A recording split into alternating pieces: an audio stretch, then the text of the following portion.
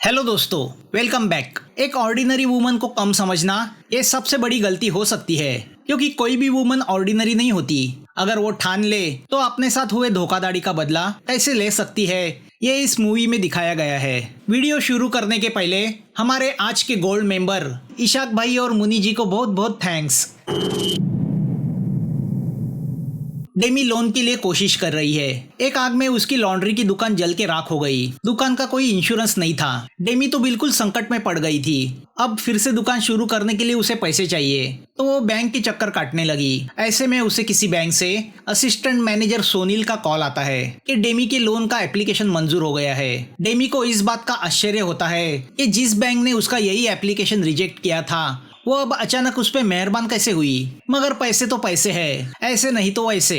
सोनील उससे कहता है कि उसका $80,000 का लोन मंजूर हुआ है, मगर उसे प्रोसेसिंग फी देनी होगी। मरता क्या ना करता, डेमी उसने बताए हुए बैंक अकाउंट में पैसे डाल देती है। पैसे देने के बाद में जब इस सोनील से कुछ जवाब नहीं आता, तो वो सीधा बैंक पहुंच जाती है, जहां उसे पता चलता है ऐसा कोई सोनील उस बैंक में काम करता ही नहीं, और बैंक कभी इस तरह पैसे मांगती भी नहीं। इन शॉर्ट, डेमी को ठगा गया था। शॉप भी गई और बची कुची सेविंग भी। बेचारी डेमी तो सड़क पे आ गई थी। इंसान की बेबसी का फायदा उठाना यही इन स्कैम वालों का मकसद होता है। अपनी किस्मत को गालियां देने के सिवा बेचारी डेमी करती भी क्या। अब वो इसकी कंप्लेंट लिखवाने पुलिस के साइबर क्राइम डिपार्टमेंट पहुंचती है। इंस्पेक्टर बेनी उसकी कंप्लेंट तो लिखवा के लेता है, मगर जब उसे पता चलता है कि डेमी को कुल मिला के $32,000 को ठगा गया है, तो वो सरप्राइज होता है। वो डेमी से पूछता है, थोड़ा थोड़ा करके वो चोर तुमसे पैसे मांगते रहे और तुम्हें शक भी नहीं हुआ कि वो तुम्हें ठग रहे हैं? कम से कम एक बार बैंक में जाके पूछताछ तो करती। ऐसा भोलापन भी क्या फायदे का जो इंसान को ले डूबे। डेमी उससे कहती है, मुसीबत में इंसान का दिमाग काम नहीं करता। शौक मनाने का वक्त मेरे पास नहीं है। बस ये बताओ मेरे पैसे मुझे कैसे मिलेंगे। बेनी उसे सिर्फ यही दिलासा देता है, हम तो सिर्फ तहकीकात कर सकते हैं। बेनी पहले से ही आए दिन हो रहे फ्रॉड की केसेस को लेके परेशान है। एक परेशान दूसरे परेशान से मदद मांगने आया था। डेमी को 2 छोटे बच्चे भी है। डेमी अपने लॉन्ड्री में ही रहा करती थी, तो अब डेमी ने बच्चों को डे केयर सेंटर में रखा है। वहाँ की लेडी डेमी से कहती है कि वो मुफ्त में बच्चों को वहाँ रख नहीं सकती। दूसरे पेरेंट्स कंप्लेंट करते हैं, तो अब डेमी दोनों बच्चों को अपनी वर्क प्लेस लेके आती है। लॉन्ड्री के जलने के बाद डेमी ने एक बड़ी लॉन्ड्री कंपनी में जॉब पकड़ लिया है। किस्मत से डेमी के कलीग्स बहुत अच्छे हैं, तो वो काम करते वक्त डेमी के बच्चों का ख्याल भी रखते हैं, जिसमें एक है चुंगमिन तो दूसरी है उजिन। अब हमारे सामने आता है चाइना का क्विंडाओ शहर। वही के बोगस कॉल सेंटर से लोगों को ये फ्रॉड कॉल किए जाते हैं। नौकरी का लालच देके जवान लड़कों को दूसरे देशों से वहाँ बुलाया जाता है और फिर उन्हें बंदी बना के उनसे एक कॉल करवाए जाते हैं। वो भी क्या करते, उनकी फैमिली को मारने की धमकी दी जाती थी। तो ये लड़के जो कंप्यूटर में एक्सपर्ट है, वो बैंक से अकाउंट होल्डर का डेटा निकाल के उनकी मजबूरी का फायदा उठा के उन्हें सिस्टमेटिकली और इमोशनली अपने आटे में ले लेते थे। लोगों को पता तक नहीं चलता था कि वो ठगे जा रहे हैं। यही पे काम करता है वो सोनील, जो अब अपने इस काम में एक्सपर्ट हो चुका है। वैसे लोगों को इस तरह ठगना सोनील को पसंद नहीं, मगर वो भी मजबूर है। जो लड़के काम ठीक तरह से नहीं करते, उनकी बुरी तरह पिटाई की जाती है। एक रात सोनील वहां से भागने की कोशिश भी करता है कि तभी वो दूसरी रूम में एक नजारा दिखता है, जहां भागने की कोशिश कर रहे 2 लड़कों को पकड़ा गया है। एक गुंडा उसमें से एक लड़के से कहता है कि अगर तुम भाग जाते तो हम तुम्हारी सिस्टर के आपत्तिजनक फोटो पूरे सोशल मीडिया पे अपलोड करते। वो किसी को मुंह दिखाने लायक नहीं रही थी, जिससे वो लड़का गाली गलौज करने लगता है। कॉल सेंटर का बेरहम बिग बॉस उस लड़के को पीट पीट के मार देता है, तो दूसरे लड़की की टांग तोड़ देता है। वो भयानक नजारा देख के सोनील खौफ में आ जाता है और अपने रूम में वापस लौटता है। वो समझ जाता है अगर उसे वहां से निकलना है तो कुछ अलग दिमाग लगाना पड़ेगा। यहाँ एक दिन डेमी को बेनी का कॉल आता है। वो उससे कहता है कि डेमी ने जिस फ्रॉड अकाउंट में पैसे ट्रांसफर किए थे, वो ओवरसीज का एक फेक अकाउंट निकला है। पैसे निकाल के उसे तुरंत बंद कर दिया गया है, तो अकाउंट होल्डर को ट्रैक नहीं किया जा सकता। ऐसे स्कैमर को पकड़ना पॉसिबल नहीं। वो डेमी को सलाह देता है, इसे एक लेसन समझ के याद रखना, क्योंकि अब एक केस क्लोज कर दिया गया है। बेनी की बातें सुन के डेमी शॉक होती है, क्योंकि पुलिस के भरोसे वो बैठी थी। टेंशन में आके वो बेनी से मिलने निकलती है कि तभी रास्ते में उसे सोनील का कॉल आता है। सोनील की आवाज सुन के डेमी बहुत गुस्सा होती है और उसे गालियां देने लगती है। वो उससे कहती है, गुंडों से कर्जा लेके मैंने तुम्हें पैसे दिए और तुमने मुझे फंसाया। तो अब सोनील डेमी से कहता है, मैं तुम्हारा इन्फॉर्मर बनने को तैयार हूँ, तुम मेरी मदद करो मैं तुम्हारी मदद करता हूँ। डेमी को पहले तो समझ में नहीं आता वो क्या कह रहा है। उसे लगता है सोनील उसे इमोशनल करके फिर से फंसाने की कोशिश कर रहा है। तो अब सोनील डेमी से कहता है, मैं खुद यहाँ फंसा हुआ हूँ, मैं यहाँ से पुलिस को कॉल भी नहीं कर सकता, मगर तुम कर सकती हो। डेमी उससे पूछती है, तुम मुझसे ही मदद क्यों चाहते हो? सोनील कहता है, तुम्हारा दिमाग बहुत फास्ट चलता है, तुम सोचने में वक्त नहीं बर्बाद करती। तुम मेरी एकलौती ऐसी क्लाइंट हो जिसने 2 दिन में पैसे अरेंज किए। मैं तुम्हें इस काले धंधे से जुड़े सब सबूत दूंगा। तुम पुलिस की मदद से मुझे यहाँ से छुड़ाना, तुम्हें तुम्हारे पैसे मिलेंगे और मुझे आजादी। तो अब डेमी बेनी को कॉल लगाने की कोशिश करती है, मगर बेनी कॉल नहीं उठाता। तो यहाँ सोनील फिर से डेमी को कॉल करके उसे अंग्रेजी का एक वर्ड देता है। डेमी भागते हुए पुलिस स्टेशन पहुंचती है। तो वहाँ बेनी पहले से किसी और स्कैम के इन्वेस्टिगेशन में फंसा हुआ है। डेमी उससे कहती है कि उस सोनील ने मुझे कांटेक्ट किया था और उसने मुझे अंग्रेजी का जो वर्ड दिया था उसे कोरियन कीबोर्ड पे टाइप करते ही मुझे उस कॉल सेंटर का एड्रेस मिला जो चाइना के क्विंडाओ सिटी में है। बेनी उससे कहता है, जिस आदमी ने तुम्हें ठगा अब वो तुम्हें अपना पता देकर खुद को फंसाना क्यों चाहेगा, और वैसे भी ये केस बंद हो चुका है। डेमी चाहती है कम से कम उस पते पे पूछताछ तो की जाए। बेनी कहता है, पहले से उसके सर पे इससे भी बड़े स्कैम के केसेस है, तो वो इस छोटे स्कैम में वक्त नहीं बर्बाद कर सकता। तो अब डेमी खुद ही वो लोकेशन कहाँ है ये जानने की कोशिश करती है। उसे लगता है उसके जैसे और भी कई लोग स्कैम के विक्टिम होंगे, तो वो पैम्पलेट बांट के विक्टिम को इकट्ठा करने की कोशिश करती है। तभी उसे पता चलता है कि एक सोशल वर्कर एजेंसी ने उन स्कैमर पे $1,00,000 का इनाम रखा है। वो उस एजेंसी से जुड़े हुए विक्टिम से मिलती है। तो पता चलता है किसी ने इस स्कैम में फंस के अपने बुढ़ापे के पेंशन के पैसे गंवाए हैं, किसी ने अपने बच्चे के एजुकेशन की फी, तो किसी ने मेहनत से जमा की हुई सेविंग। न्यूज प्रोग्राम से पता चलता है कि ये स्कैमर बैंक डेटा के जरिए अपने शिकार को ढूंढते हैं। वो ओवरसीज कॉल सेंटर से ऑपरेट करते हैं। उनका मेन बॉस कोई और ही होता है। बैंक अकाउंट किसी और कंट्रीज में होते हैं। लोकल पुलिस और पॉलिटिशियंस उनसे मिले हुए होते हैं, तो उन्हें पकड़ना भी पॉसिबल नहीं। ऐसे में उसे सोनील का कॉल आता है। डेमी उससे कहती है कि पुलिस तहकीकात करने को तैयार नहीं।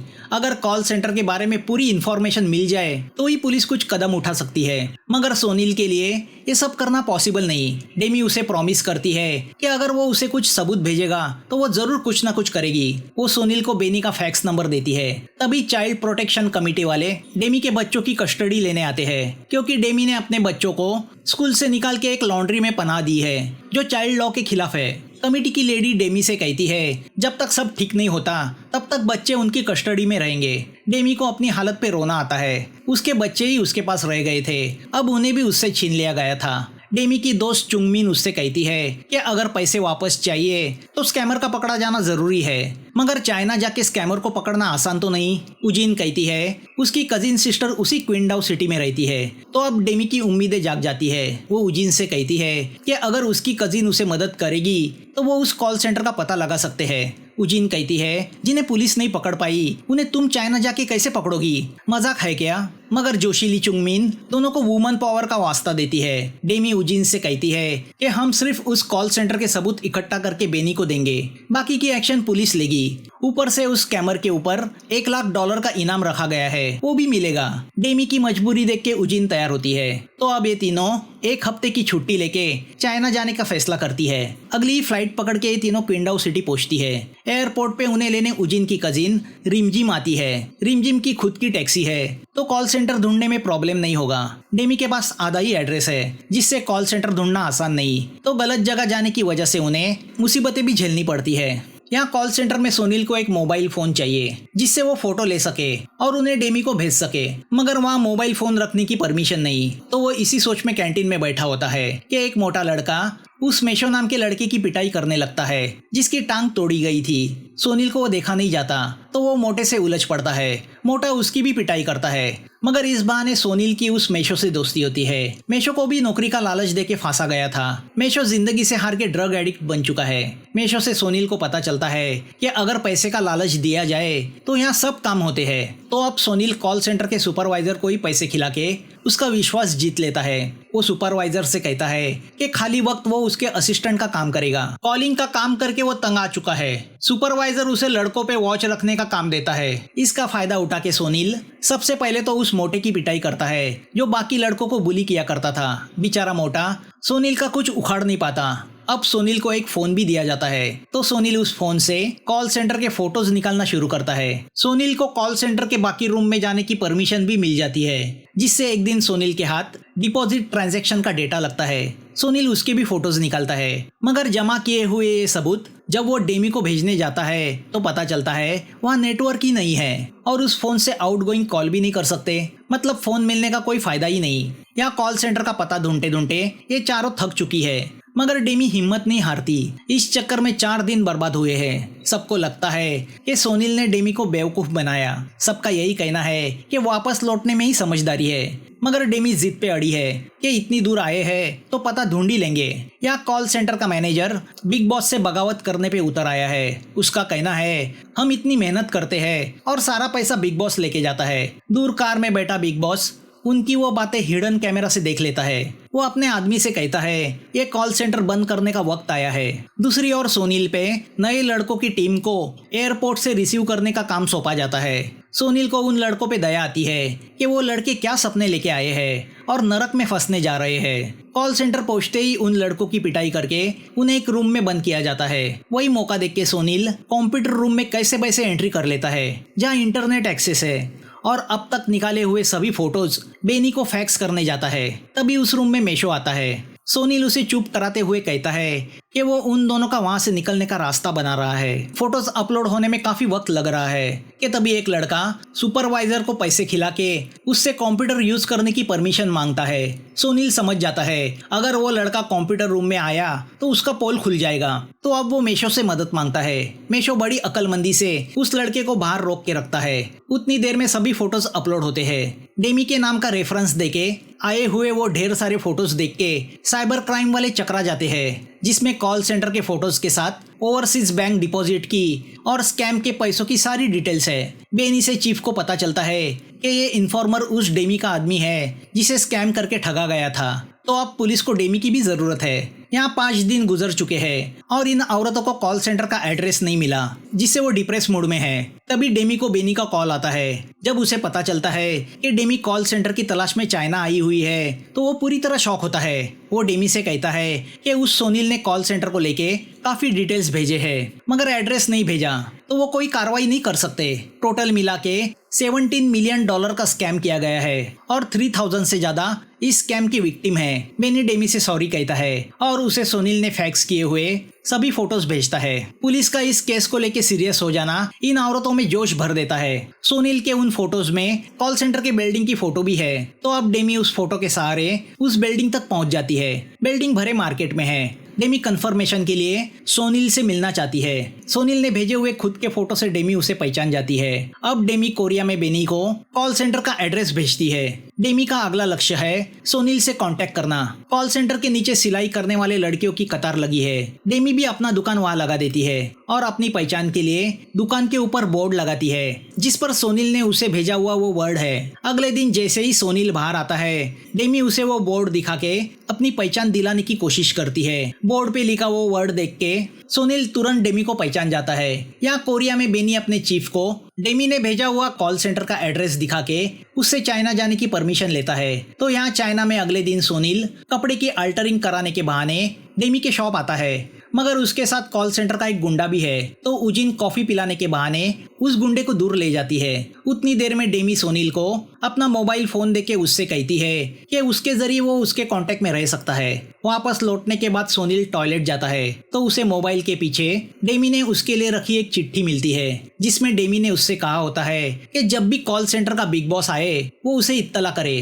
क्योंकि बेनी भी जल्दी ही कार्रवाई करने चाइना आ रहा है। उसने चाइनीज पुलिस से कांटेक्ट किया है। वो तभी छापा मारेंगे जब वो बिग बॉस कॉल सेंटर में होगा। यहाँ बेनी डेमी को कॉल करके बताता है कि वो रात को चाइना पहुंच जाएंगे, मगर तब तक डेमी पेशेंस रखे, कोई हीरोगिरी ना दिखाए। रात को कॉल सेंटर का मैनेजर अपने सब लोगों को इकट्ठा करके उनसे कहता है कि बिग बॉस आ रहे हैं। सब लोगों ने फैसला किया है कि वो अपना प्रॉफिट बढ़ाने की बात आज बिग बॉस से करेंगे।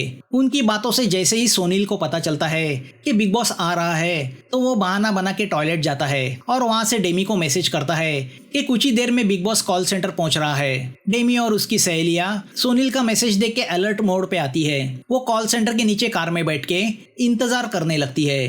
तभी कॉल सेंटर के नीचे 2 वैन आती है। उसमें से कुछ गुंडे हथियार लेके नीचे उतरते हैं और सीधा कॉल सेंटर की तरफ जाते हैं। वो गुंडे कॉल सेंटर के लोगों पे हमला करते हैं। दोनों गैंग के बीच फाइटिंग शुरू होती है। सोनील वही टेबल के नीचे छुप जाता है। डर के मारे वो मोबाइल का वीडियो जैसे ही ऑन करता है, एक गुंडा उसे पकड़ के उसके पेट में चाकू भोंक देता है। नीचे डेमी और उसकी सहेलियां समझ जाती है ऊपर कुछ तो गड़बड़ हुई है कि तभी एक आलीशान कार से बिग बॉस वहां आता है। वो देख के डेमी कॉल सेंटर जाने मुड़ती है। उसकी सहेलियां उसे रोकते हुए कहती है कि अपने आप को तिस्मार खा मत समझो, वो लोग तुम्हारे टुकड़े कर देंगे। तभी कॉल सेंटर के सभी कंप्यूटर्स को एक वैन में डाल दिया जाता है। डेमी समझ जाती है वो लोग वहां से भागने के चक्कर में है। यहाँ ऊपर ड्रग्स के नशे में पड़ा मेशो किस्मत से बच जाता है। जब उसे होश आता है तो उसे बिग बॉस की बातें सुनाई पड़ती है।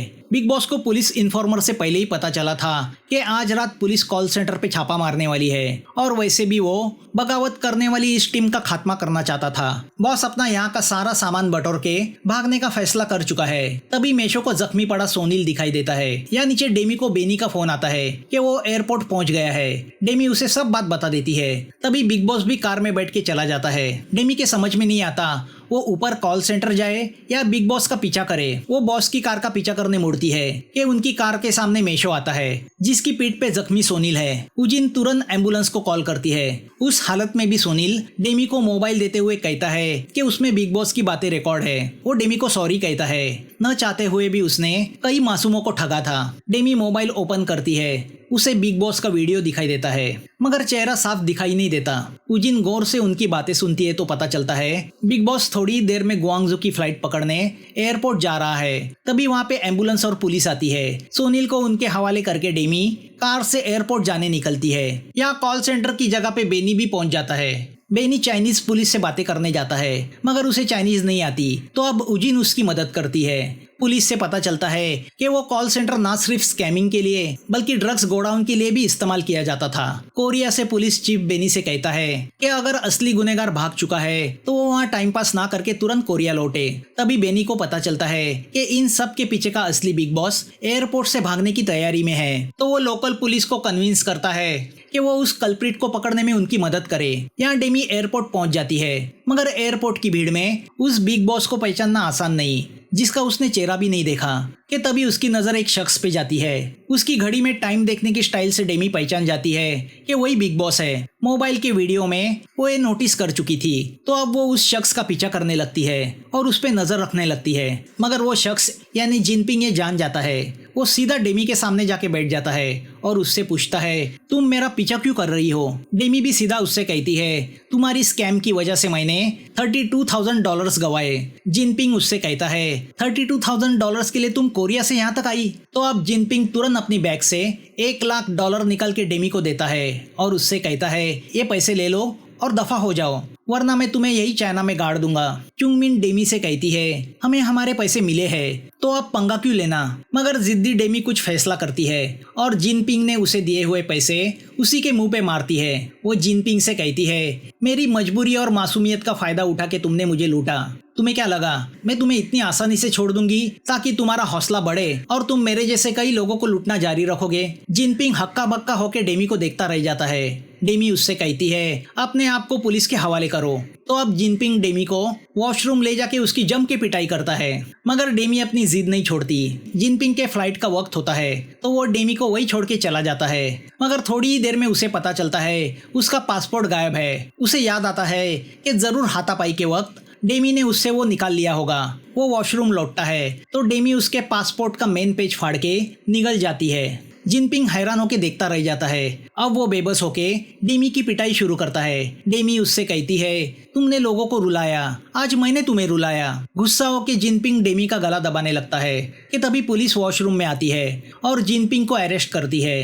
डेमी को घायल देख के बेनी जिनपिंग की पिटाई करता है। डेमी ने अपना बदला पूरा किया था जिसे पुलिस सालों से नहीं पकड़ पाई थी। उस स्कैम के पीछे के असली कल्प्रिट को डेमी ने सिर्फ 2 महीनों के अंदर पकड़ा था। सोनील की जान भी बच जाती है। वो पुलिस को सारी बातें बताता है। जिनपिंग का वकील डेमी को पैसे का लालच देके केस दबाने की कोशिश करता है, मगर डेमी टस से मस नहीं होती। वो उससे कहती है, विक्टिम के पैसों से मुझे लालच दे रहे हो? तुम्हारा बॉस 20 साल जेल में रहेगा तो उसकी अकल ठिकाने आएगी। डेमी को तो अपना पैसा वापस नहीं मिलता, मगर अपने साथ हुए धोखाधड़ी का उसने जो बदला लिया था वो उसे कई बड़ा सुकून देता है।